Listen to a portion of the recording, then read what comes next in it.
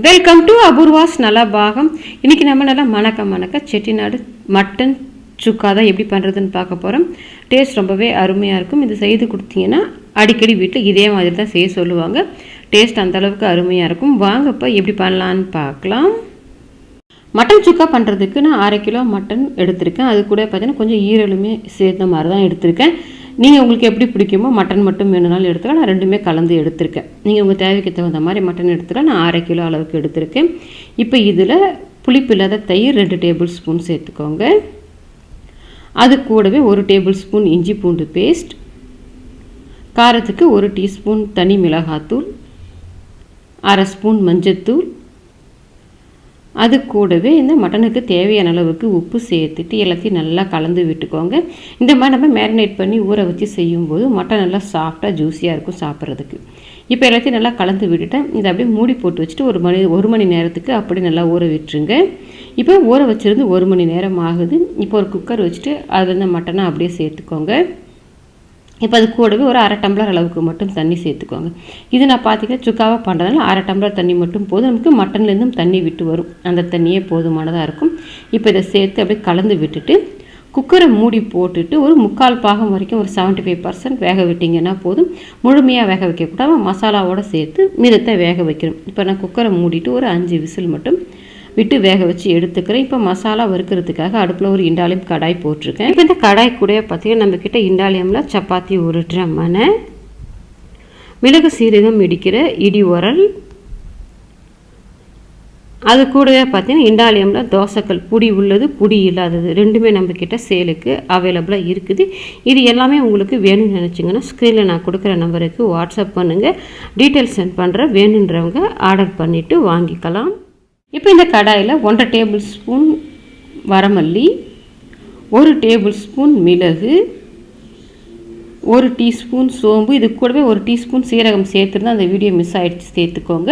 அது கூடவே காரத்துக்கு ஒரு 6 மிளகா. நீங்கள் நம்ம ஏற்கனவே மிளகும் சேர்த்துருக்கோம். 1 டீஸ்பூன் மிளகாத்தூள் சேர்த்து மேரினேட் பண்ணி உங்கள் காரத்துக்கு தகுந்த மாதிரி எல்லாத்தையும் அட்ஜஸ்ட் பண்ணி சேர்த்துட்டு அப்படியே ட்ரை ரோஸ்ட் பண்ணி எடுத்துக்கோங்க. இதில் மசாலாவெல்லாம் எதுவும் சேர்க்கலை. இப்போ இதை ஆற வச்சுட்டு பொடி பண்ணி எடுத்து வச்சுக்கோங்க. இப்போ அடுப்பில் வேறு ஒரு கடாய் வச்சுட்டு அதில் 3 டேபிள் ஸ்பூன் அளவுக்கு எண்ணெய் சேர்த்துருக்கேன். எண்ணெய் காஞ்ச பிறகு தாளிக்கிறதுக்கு 3 துண்டு பட்டை, 4 கிராம்பு, 1 நட்சத்திர சோம்பு, 1 அன்னாச்சி மூக்கு சேர்த்துட்டு அது கூடவே 1/2 டீஸ்பூன் சோம்பையும் சேர்த்து இந்த மசாலா எல்லாத்தையும் நல்லா பொரிய விட்டுருங்க. இப்போ மசாலா நல்லா பொரிஞ்சு வந்த பிறகு 150 கிராம் அளவுக்கு சின்ன வெங்காயத்தை நல்லா பொடியை கட் பண்ணிவிட்டு வச்சுருக்கேன்.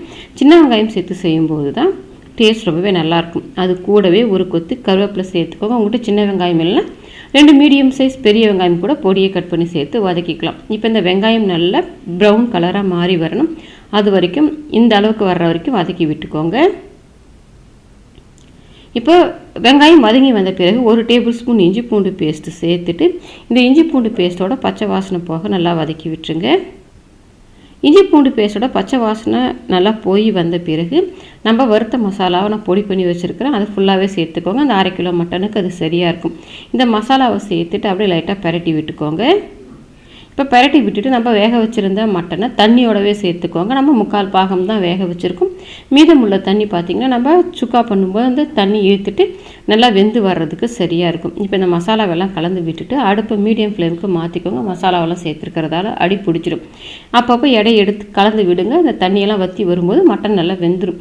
இப்போ பார்த்தா தண்ணி நல்லா வற்றிச்சுன்னா இந்த அளவுக்கு ரொம்ப ட்ரையாக பண்ணலாம், ட்ரையாக பண்ணுறதுனாலும் பண்ணிக்கலாம். இந்த அளவுக்கு பண்ணோம்னா நம்ம சப்பாத்தியோட கூட வச்சு சாப்பிட்றதுக்குமே நல்லாயிருக்கும். கடைசியாக இதில் கொஞ்சமாக பொடியை நறுக்கின மல்லி இலையை சேர்த்து கலந்து விட்டுட்டு அடுப்பை ஆஃப் பண்ணிக்கலாம். நமக்கு நல்ல சுவையான மட்டன் சுக்கா ரெடி ஆகிடுச்சு. நீங்களும் உங்கள் வீட்டில் ட்ரை பண்ணி பாருங்கள். ட்ரை பண்ணி பார்த்துட்டு எப்படி வந்ததுன்றதை கமெண்ட் செக்ஷனில் சொல்லுங்கள். லைக் பண்ணுங்கள், ஷேர் பண்ணுங்கள். அபூர்வாஸ் நலபாகத்துக்கு சப்ஸ்கிரைப் பண்ணுங்கள். கூடவே பெல் பட்டனையும் கிளிக் பண்ணுங்கள். அப்போ தான் என்னோடய போஸ்ட்லாம் உங்களுக்கு உடனடியாக கிடைக்கும்.